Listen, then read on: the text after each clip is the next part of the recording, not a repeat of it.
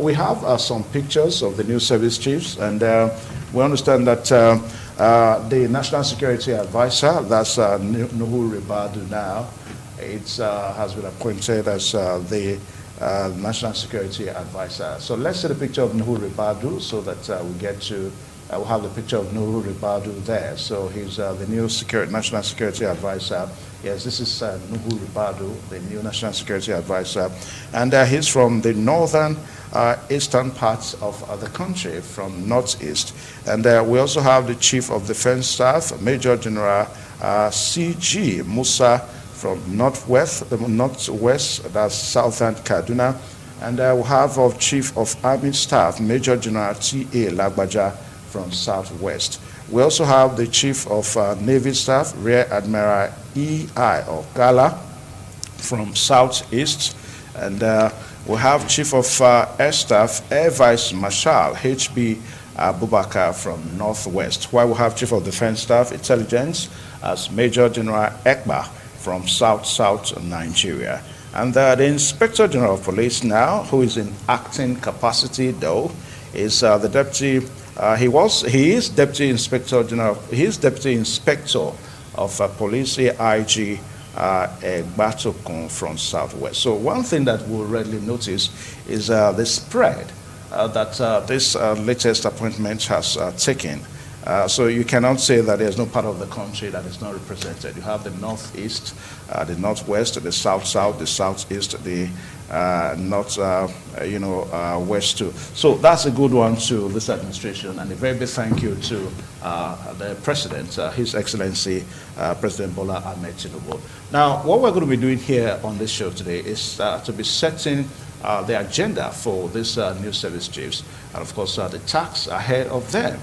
Because issues that borders on security, just as I said a while ago, and also issues that borders on the leakage of our borders, it's very, very problematic. Now, if you go to some parts of the country, people will tell you that once you make just a step, you are in another country. And of course, you take that step backward, certainly you are in Nigeria. Now, all this are easy because of the porosity, if you like now, of our borders in the country. Well, to do justice to all this this morning from Benin Network Center, we're so privileged to have Mr. Ayamehue Edokbolo. He was a member of the Presidential Campaign Council of the All Progressives Congress, and of course he's still a member of the All Progressives Congress. Mr. Ayamehue, very big thank you for finding time. Evans, thank you for having me on the show today. It's a pleasure. Now, I don't know how this new appointments of the service chiefs, how does it strike you? Yeah, it's a clear reflection of the renewed hope mantra of His Excellency President Bola Tinubu. You recall that he campaigned on that mantra of renewed hope for Nigeria.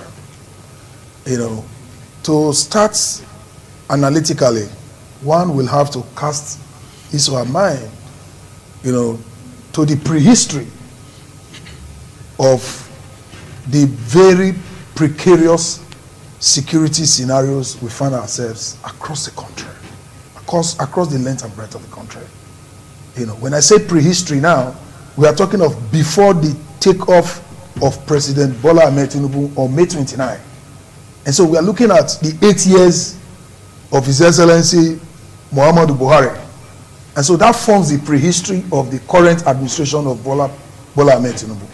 And so if you look at it, in 2015, when we were rooting for Buhari, we campaigned vigorously on crushing insecurity, crushing insurgency, you know, crushing kidnapping, and crushing all dimensions of facets of it, of insecurity now.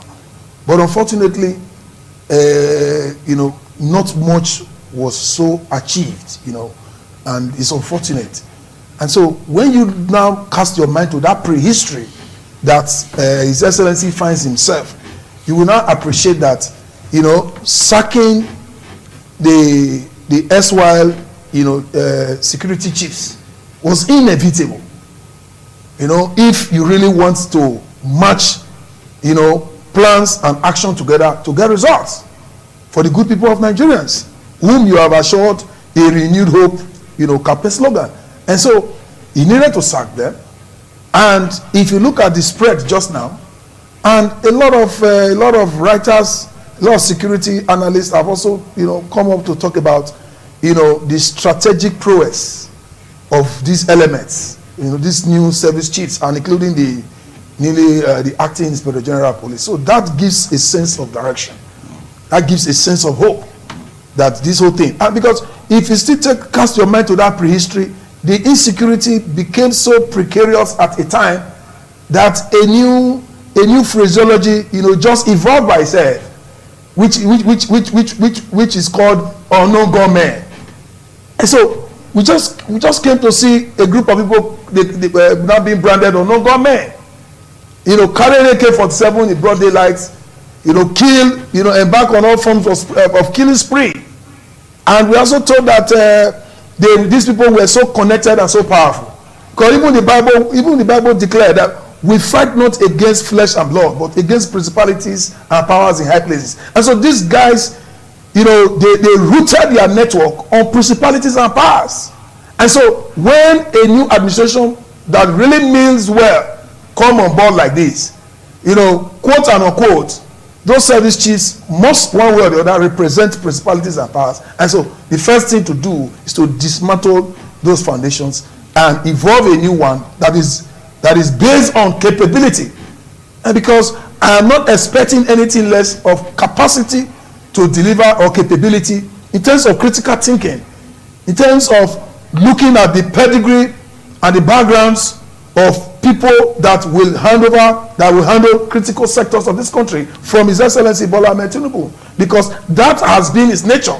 He has that democratic antecedent of searching for excellence, searching for credibility, searching for capacity, not minding where and who are behind these persons. He goes for such persons. And so those were the things with which we advocated for his presidency, appealing to all Nigerians. And that we are campaigning, trying to throw on board a man that has a prehistory of credibility, a prehistory of tenacity, a prehistory of audacity. Is that same audacity, for instance, that influenced or exemplified his action in ensuring the implementation of the subsidy removal? Because Muhammadu Buhari presidency had already removed the subsidy removal from what we are told by the trajectory of the 2023 budget, as it were. And so the implementation just now, because it was being skeptical, is it going to be sustained or whatever? And when the president came on board on May 29, it didn't take 2 or 3 days for the matter to be cleared. Yeah, let us not digress now. Yes. For most people, it is probably just a change of the service chiefs. Now, we are looking at a single political party, the All Progressives Congress. For the past 8 years, this party has been in power. And of course, for the first 4 years now, if all things being equal, it's still going to be in power. So what is the guarantee this time? If the All Progressives Congress couldn't give Nigerians just what you were trying to say a while ago, that desired security in the country and all that, the All Progressives Congress, if they couldn't then, so what is the guarantee? The same All Progressives Congress now, what is the guarantee this time that they will give Nigerians? You see, the characters are phenomenally different. And so without unnecessarily raising dust about what has passed, I will also want to say that the outgone administration of President Buhari made some very, very patriotic efforts to address insecurity, but was overwhelmed by very, very daunting challenges, which I'm not disposed to speaking about. But having said that, yes, our party is in power in terms of the presidency, and God willing, in the next 4 years, by the grace of God, we want to assure Nigerians that we ourselves, we are Nigerians. We all go to the same market, we all pass the same roads, and we all feel that sense of insecurity when we pass our roads. And so we are not spirits. And so we are also involved. One way or the other, our members, our friends and family members are also bedeviled, by being captives, as kidnapped victims, and all of that. So it's not something any reasonable human being, will be proud of. And so we are saying, or I am saying, that just now, the template is in place to, give, a very frontal, crushing approach to all elements of phases of insecurity. And so, to start with, you can see the issue of spread. Spread is critical because spread has a way of assuaging that feeling of exclusivity, of exclusion. When a section feels excluded, they not great give something to my people, they sideline my people. It in itself breeds insecurity. It breeds insecurity because people do no longer have that sense of security, of nationhood. And so those things have a way of fertilizing insecurity and even, aiding and abetting them. And so I want to say that the plans is in place because we knew what we went through in, getting this victory in terms of vigorously appealing to Nigerians. In some cases, even the president said so, that he has no reason to complain. I'm talking of President BOLA TINUBU, said he has no reason to complain about the difficulty of the office because he begged Nigerians, and using his word, he said, I even danced to solicit the mandate of Nigerians. So he has no reason to complain. And that statement, is quite reassuring to the fact that no matter the hurdles, that are inherent in leading a country of this nature with all forms of our diversities, and the difficulties in our ethnic nationality structure, he is going to navigate a pathway to seeing that the renewed hope mantra materializes, Nigerian feels it, and Nigerian appreciates it to such a level that we would not have to campaign so rigorously in another round of election. And so, because the only way you can assure Nigerians that your party, your platform is worth voting for, is the manifest benefits and the manifest deliveries of your campaign manifestos. And that's what we want to call the social contract. And so we are committed to that this time around. All right, now, I think my co-anchor in Abuja, Dominic, is going to be having one or two questions. Okay, all right, now. All right, so as we go on here, now, there's no doubt we must say kudos to Mr. President for the way he has spread the appointments of this new service chiefs. As a matter of fact, it's one of the most one of the best things that we've seen recently, spreading the appointment to the 6 political zones. Now, if we have Dominic there, I know that Dominic also want to say ask a question. Dominic. Yeah, of course, we are looking at the expectation from the new service chiefs. Even here in the studio here, we already have some seated to do justice. Just like your guest mentioned there, I just wanted to ask him if he is satisfied with the spreading of the appointment, because I think so many Nigerians are saying for the first time we have a feel of a national view of how a security distribution should be in terms of appointment. I don't know whether he agrees with that perception out there by majority of Nigerians. Okay, he's asking whether you are satisfied with the spread of the appointment. Absolutely, absolutely.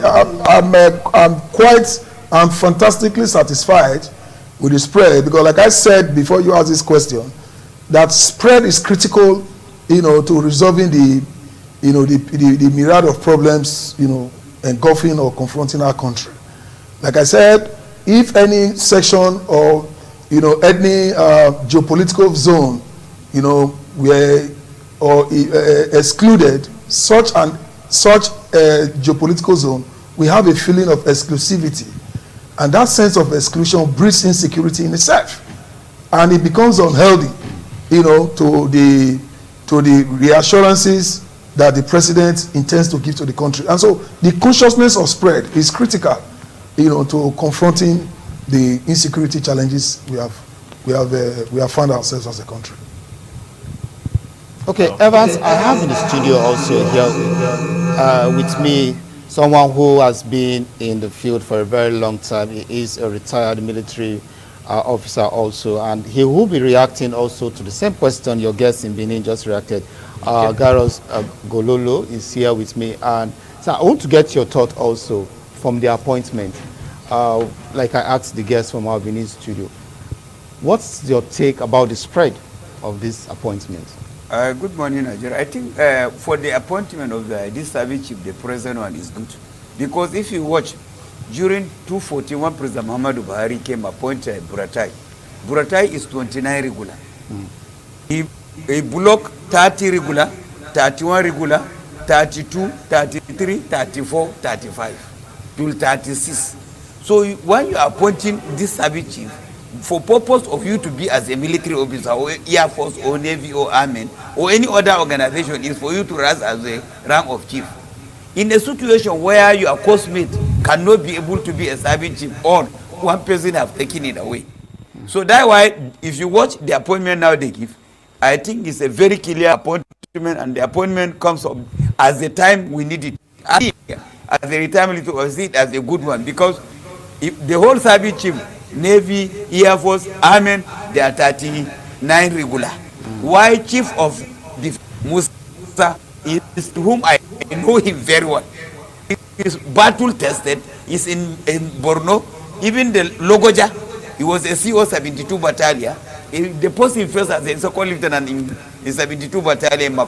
Later he became a CO again. He went there twice before he became brigade commander again in Mongono. So even that Air Bukar he holds so many positions in the Air Force. In the other guy I know, the Navy, I know him in Liberia with NNMD, 96 in Liberia. All those ones, they are battle tested. Look, if we need this thing to done, we need somebody who is battle tested. So the appointment is okay, and you can see the whole zone get it. The defense intelligence is from Obudu, which is from Cross River State, which I happen to know all of them. They are perfectly okay. Even the NSA, people are complaining, say, why do we give police? Why? There's something in the military we call internal security. They call it IS in military. So the IS, it need police or DSS. From 90, when we come back to democracy, 99, we have been giving the general, do we deliver? Like the last NSA, Mongono. Look at, you only wear a suit and continue making grammar. It is not grammar we need.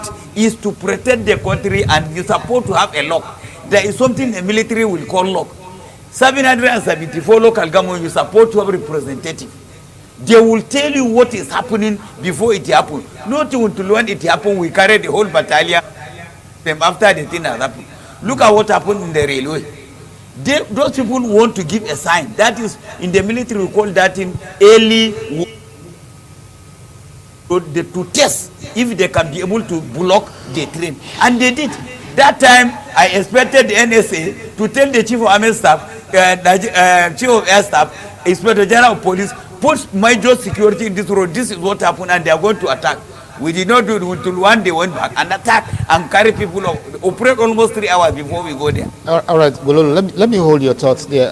Before I come back to you, Evans, I know you have one question to ask experts here. I have Mr. Benedict also here. He is information specialist, and is also someone who has been following the trends of security in this country. Let's get your thoughts. Just like Gololo said, he has mentioned the antecedents of these very officers that were appointed by President Bola Tinubu. Now, looking at performance, if you're going to compare what the president is about to do with this spread in his appointment, would you say to achieve the desired result compared to what we used to have in the past? Well, compared to what we have in the past, we expect the new people to do much better.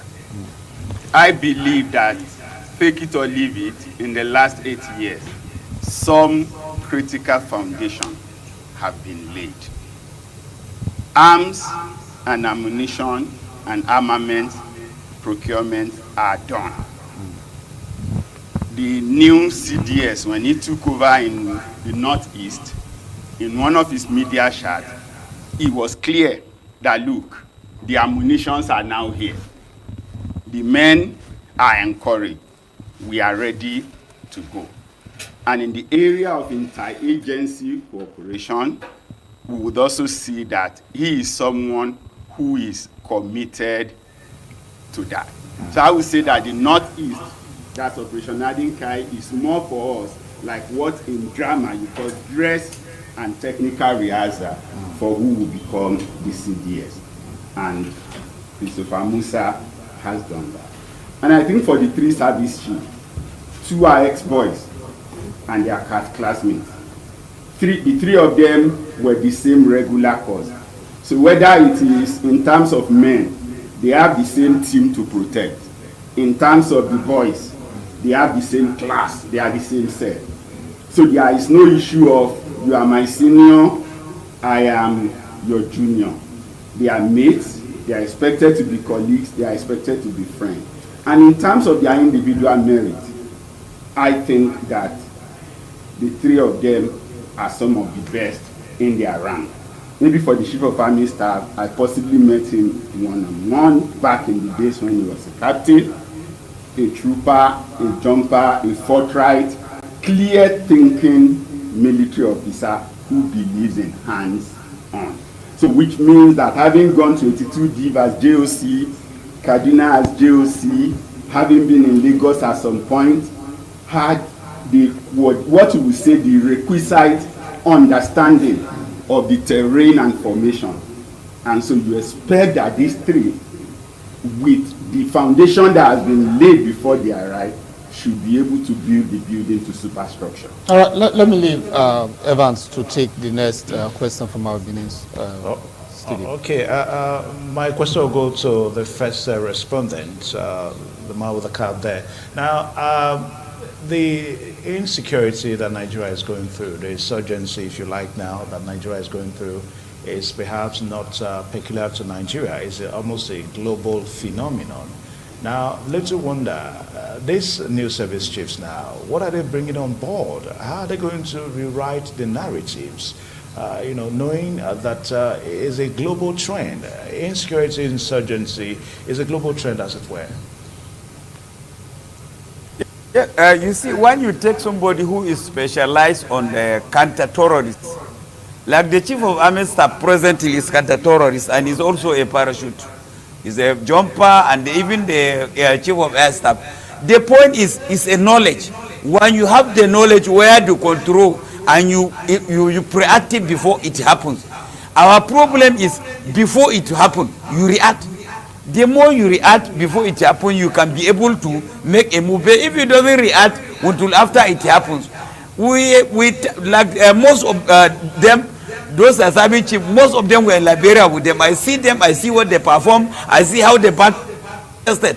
I'm assured of good result. 100%, I'm assured of good result. A while ago, you talked about the appointment of Nuhu Ribadu as the National Security Advisor.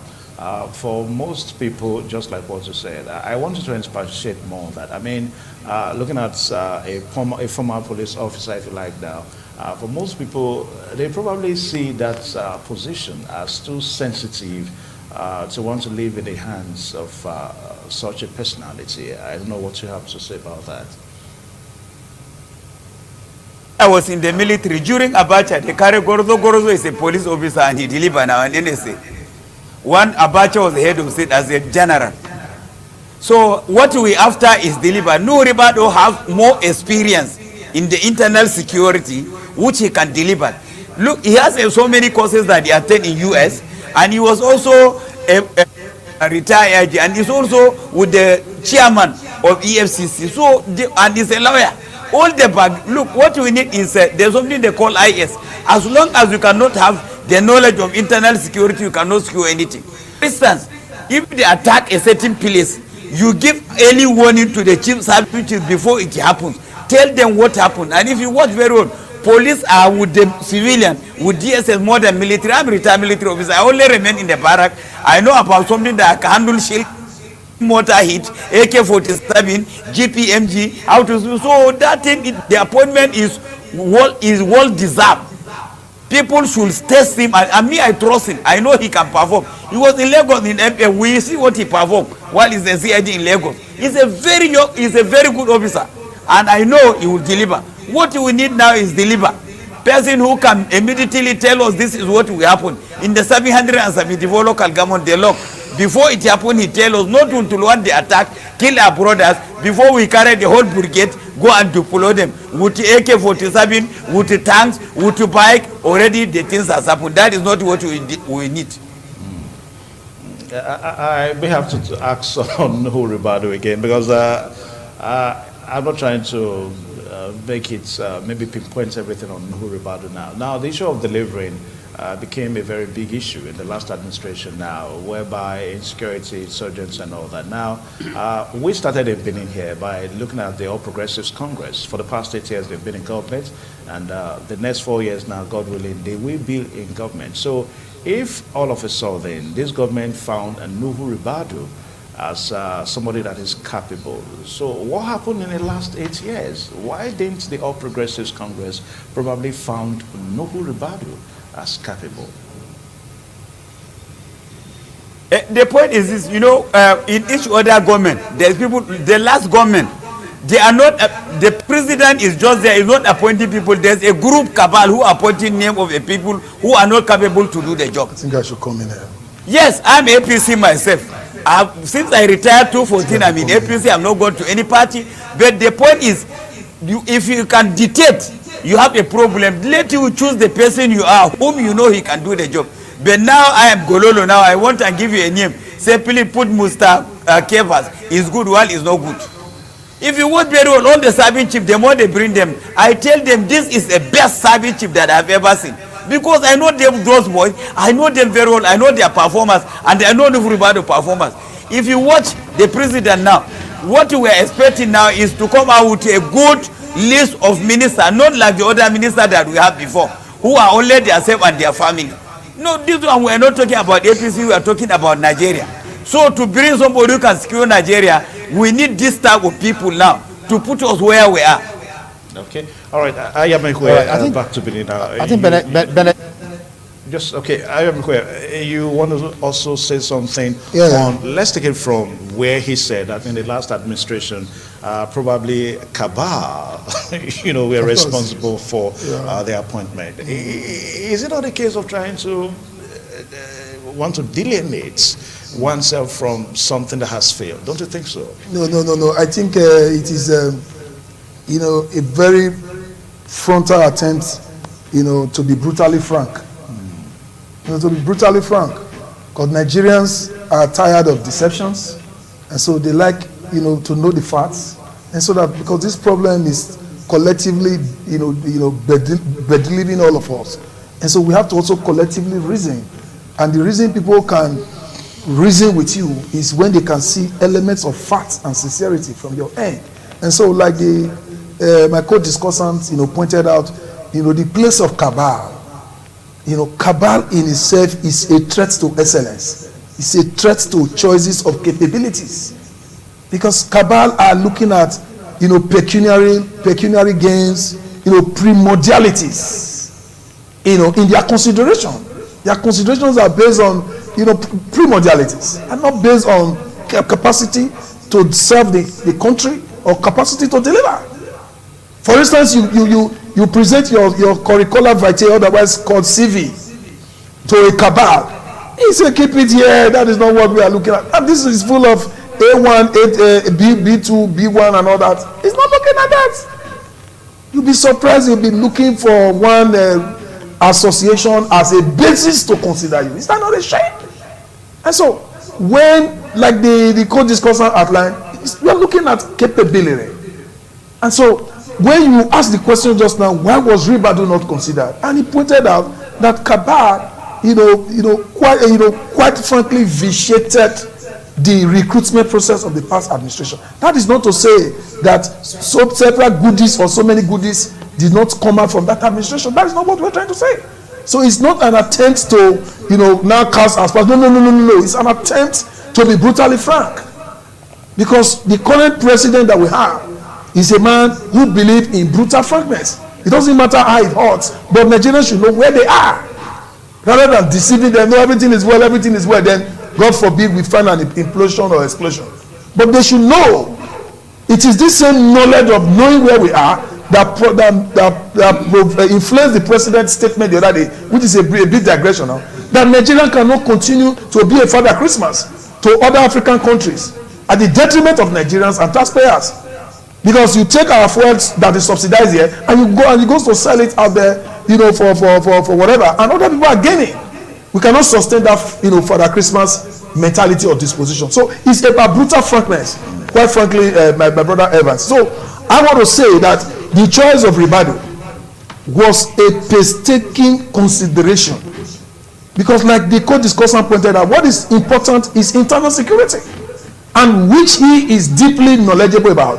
Apart from retiring as a former Assistant Inspector General of Police, he has also gone to several courses on counter-terrorism. And mind you, security is a collective responsibility, and it therefore borders on your networking firepower, ability to network, ability to select certain aids around you, cut across the various segments of our security, architecture, and these aids, are able to work, even at the odd hours of the night, so that we are talking about prevention.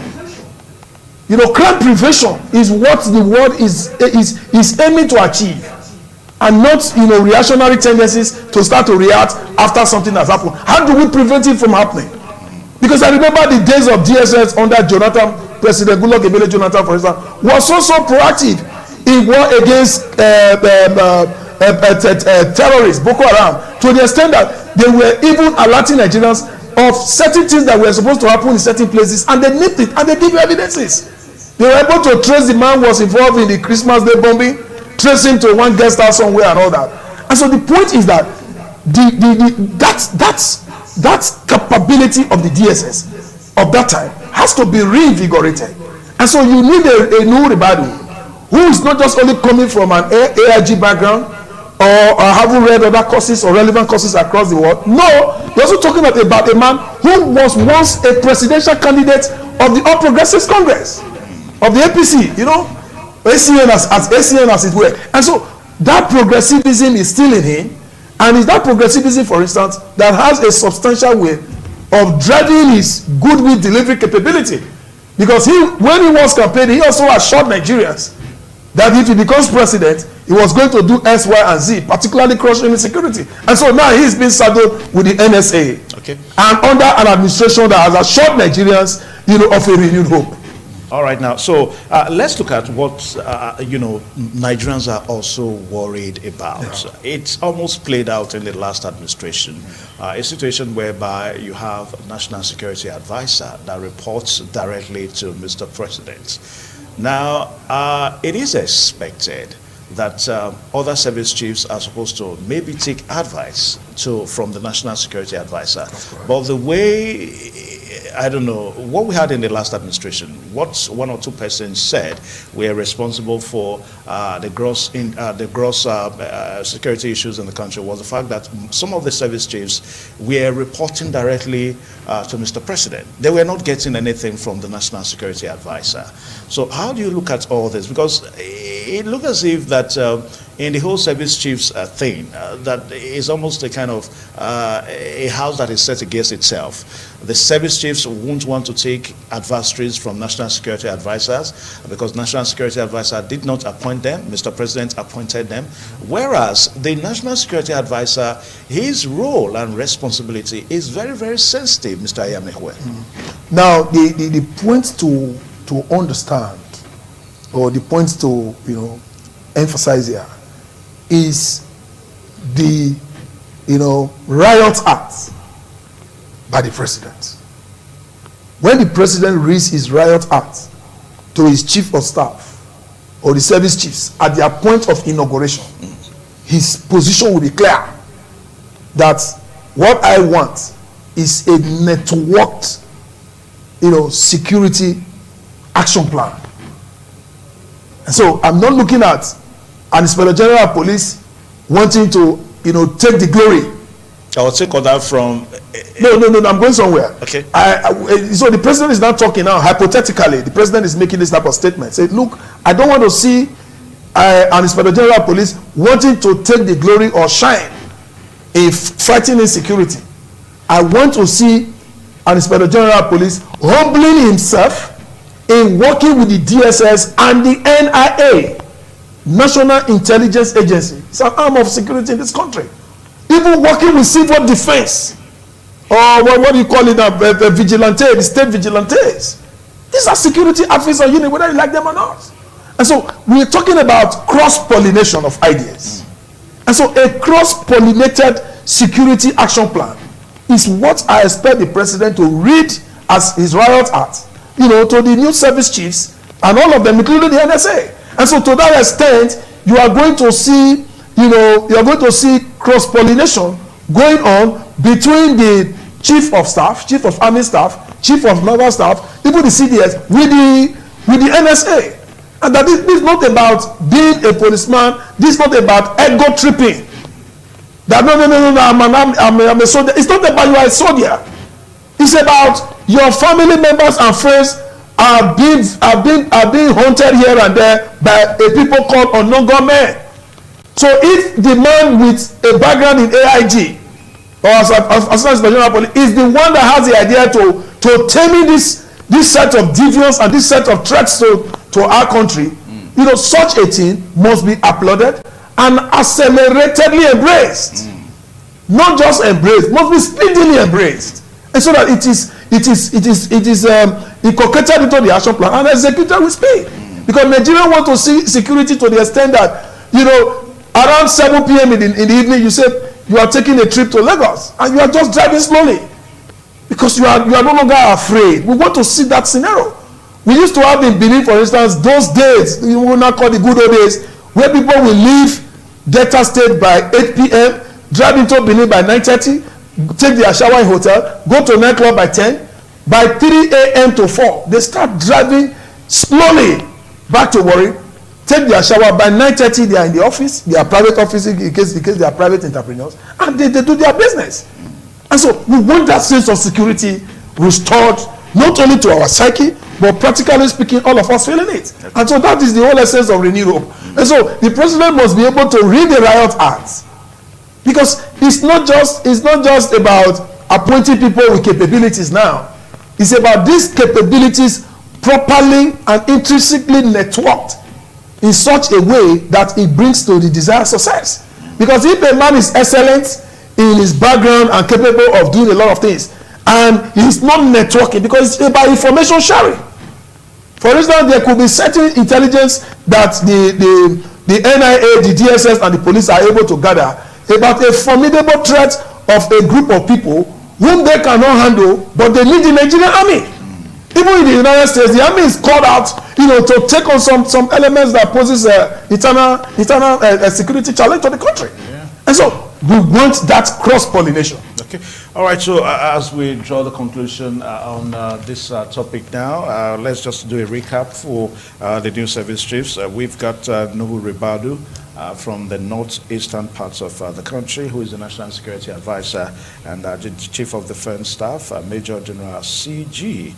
Musa from northwest of the country, from southern Kaduna to be precise. We have the Chief of Army Staff as Major General T.A. Lagbaja from southwest, while the Chief of Navy Staff, Rear Admiral E.I. Ogala from southeast. And also the Chief of Air Staff, we have Air Vice Marshal H.B. Abubakar from northwest, Chief of Defense Intelligence, Major General Ekba from south-south, while the Inspector General of Police in acting capacity now, we need to emphasize that now in acting capacity, his Deputy Inspector Egbatukun, Deputy Inspector General Egbatukun from southwest parts of the country. So those are the new service chiefs that we have in the country. So I am just like what we said, that for the first time, I say kudos to Mr. President. I appreciate you.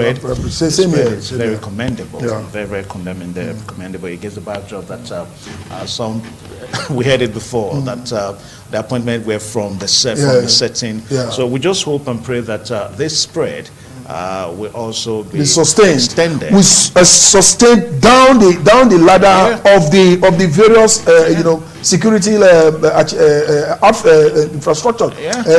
To such extent that their deputies and those to man the various commands must have that reflection of spread. Because a concentration of a geopolitical zone into offices, especially when capacity is in doubt, erode confidence and also breeds insecurity. Because when an ethnic nationality feels marginalized, feels secluded, or a victim of crass exclusivity, you don't expect cooperation from such an ethnic community. All right, so just like what we said, we say thank you to Mr. President, and so that's just the way it is. So I want to say a very big thank you to Thank you so much. Ayamekwe Edokbolo, a member of he was a member of the APC Presidential Campaign Council in the last presidential election, and of course a formidable member of the All Progressives Congress in Edo State and nationally. Ayamekwe, thank you so much. Thank you so much for having me. Dominic Ayemese, a very big thank you to your guest there for also say one or two things about the topic this morning.